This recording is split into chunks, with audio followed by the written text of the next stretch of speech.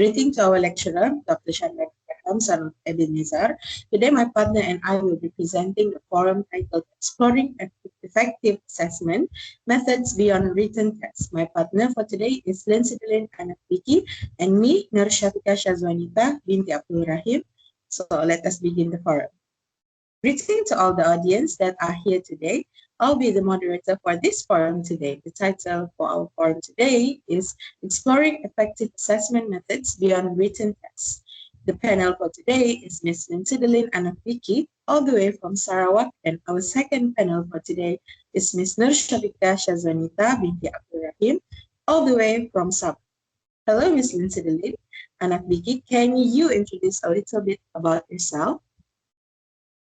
Hello, I am Lindsay Vicky. I am a teacher in one of the secondary school in Sarawak. Okay, before that, I would like to say thank you to the Nora Shabika because you allowed me to introduce myself. So it's such an interesting topic today that we will discuss to each other. I am teaching history, mathematics, and science subject. Today, I will sharing my insight, experiences, and best practices assessment in school beyond written tests. Nice to know a little bit of your background, Ms. Lindsay. Can you share your point of view on oral tests as one of the methods that can be used by teachers to evaluate their students?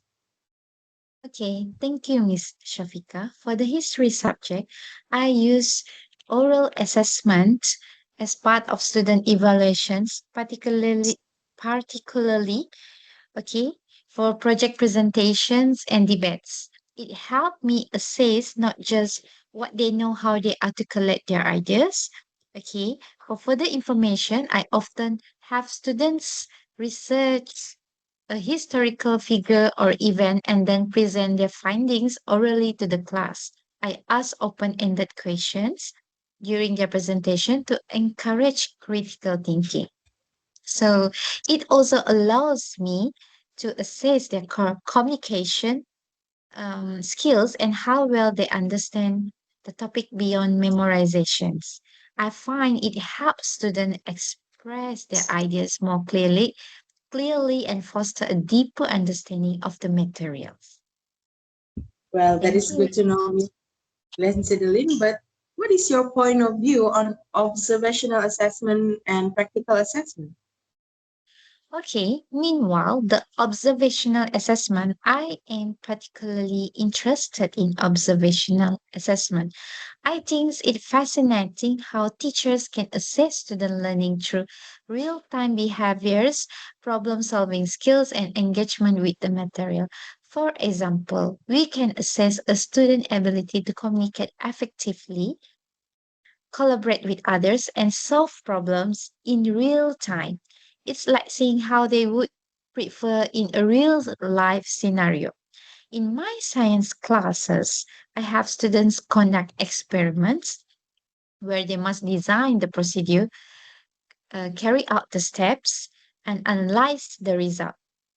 Okay, instead of a writing test, I assess how they apply the scientific method and work through problems as they arise. For example, in a chemistry class, student might have to identify a substance based a substance based on its reactions. I'm looking at how they handle the experiment, whether they make accurate observations, and if they can adjust their approach when things don't get as planned.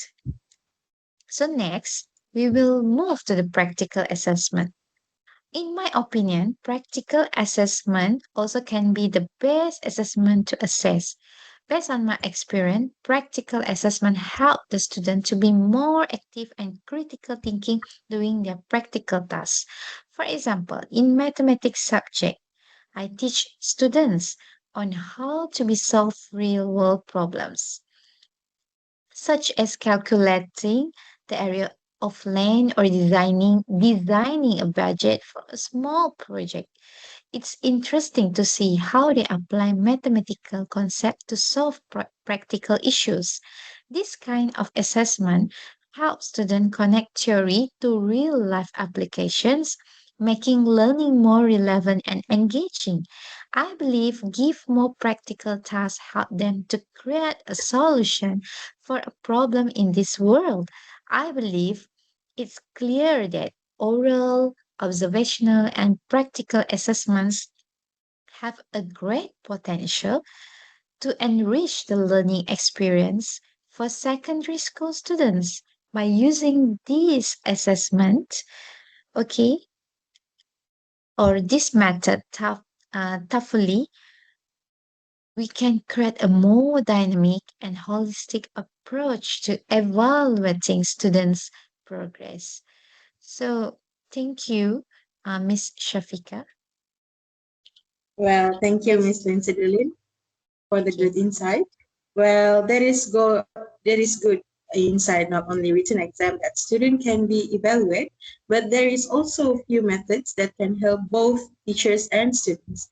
Thank you once again, Ms. Lindsay for the good insight and sharing.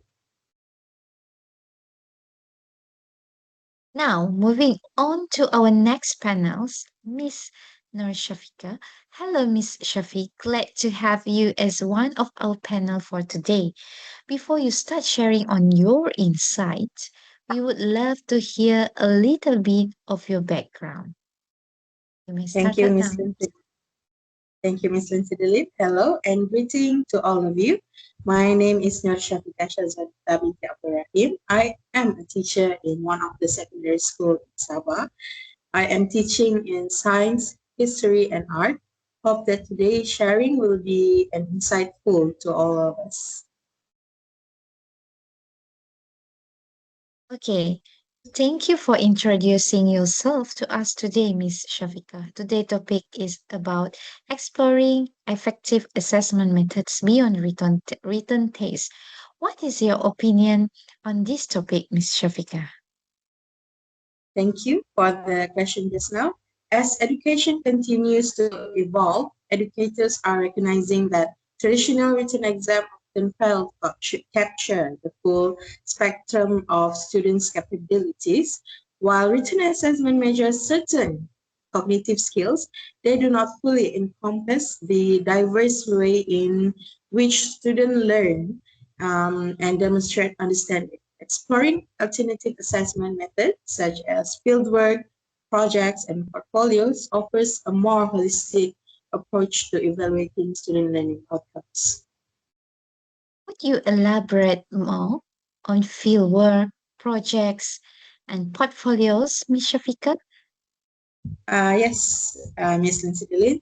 So for fieldwork or experiential learning involves students engaging a real-world task outside the classroom.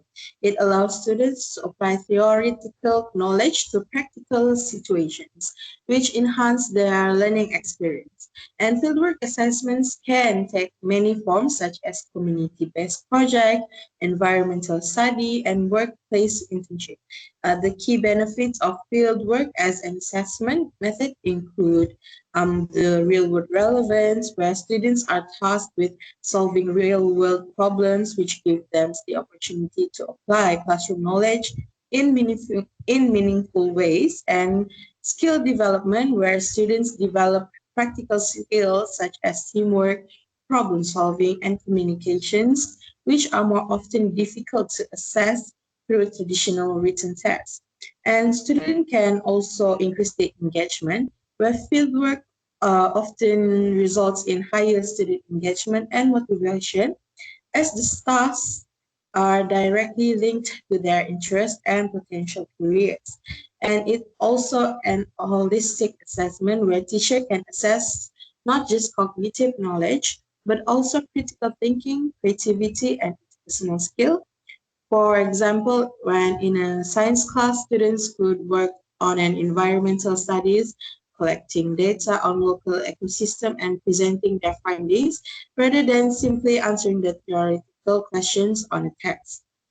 And for projects and project-based assessment involves students working on extended tasks over a period of time, often integrating multiple subjects or skills, and these assessments encourage deeper learning and can be a powerful a tool for evaluating a range of student abilities.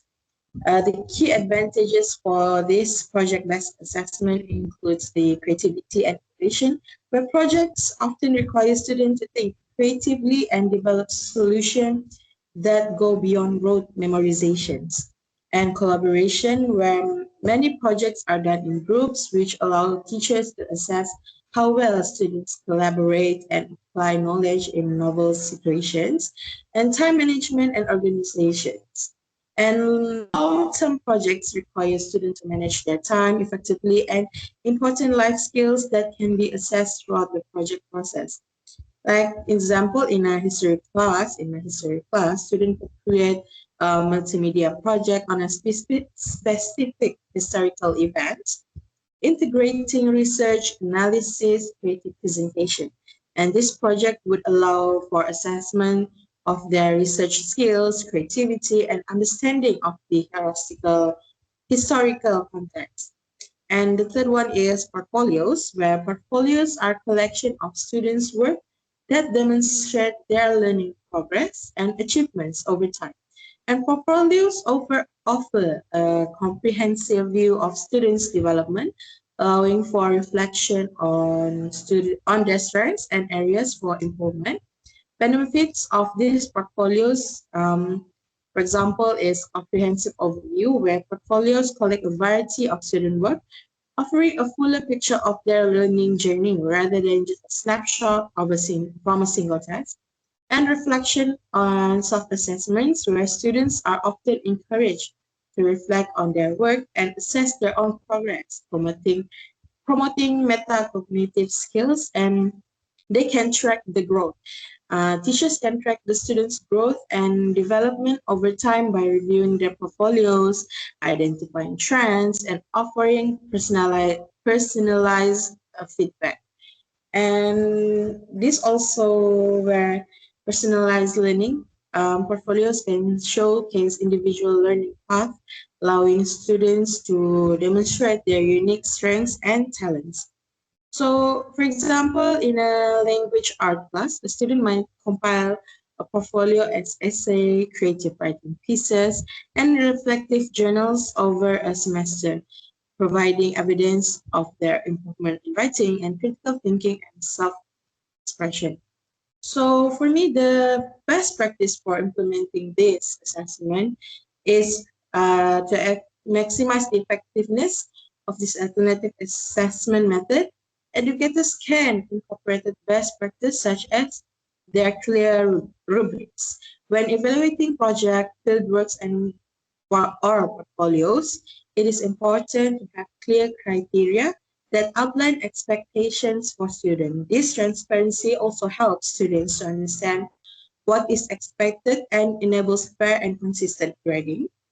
And second is frequent feedback. This method benefit from ongoing feedback rather than single evaluating at the end.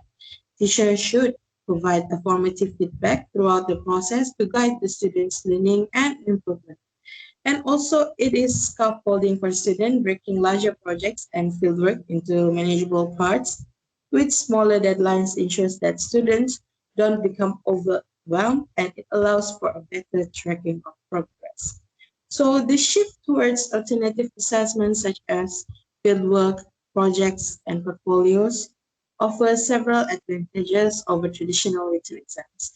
And these methods provide richer insights into students' abilities, foster them deeper learning, and develop skills that are highly valued in the real world by incorporating these assessments. Also, educators can create more dynamic and engaging experience that better align with the diverse needs of the students and the demands of the modern world. Well, thank you. That's all from me. Okay, well, that is such an insightful sharing from you, Miss Shafika. It is interesting that can be teach and student can learn in many ways. They can be evaluated without pressuring them and stressing out our student. Thank you, Thank you, Miss Shafika and myself, Miss Lenseline, for today's sharing and insight. That is all from us from our forum today. Hope our audience can have a better understanding and information from this forum today. That is all from us. Thank you. Thank you. Thank you.